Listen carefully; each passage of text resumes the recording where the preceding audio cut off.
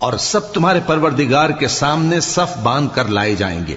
تو ہم ان سے کہیں گے کہ جس طرح ہم نے تم کو پہلی بار پیدا کیا تھا اسی طرح آج تم ہمارے سامنے آئے، لیکن تم نے تو یہ خیال کر رکھا تھا کہ ہم نے تمہارے لیے قیامت کا کوئی وقت مقرر ہی نہیں کیا، اور اعمال کی کتاب کھول کر رکھی جائے گی تو تم گناہگاروں کو دیکھو گے کہ جو کچھ اس میں لکھا ہوگا اس سے ڈر رہے ہوں گے، اور کہیں گے ہائے شامت،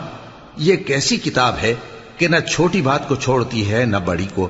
کوئی بات بھی نہیں مگر اسے لکھ رکھا ہے، اور جو جو عمل کیے ہوں گے سب کو حاضر پائیں گے، اور تمہارا پروردگار کسی پر ظلم نہیں کرے گا۔ اور جب ہم نے فرشتوں کو حکم دیا کہ آدم کو سجدہ کرو تو سب نے سجدہ کیا مگر ابلیس نے نہ کیا، وہ جنات میں سے تھا تو اپنے پروردگار کے حکم سے باہر ہو گیا۔ کیا تم اس کو اور اس کی اولاد کو میرے سوا دوست بناتے ہو؟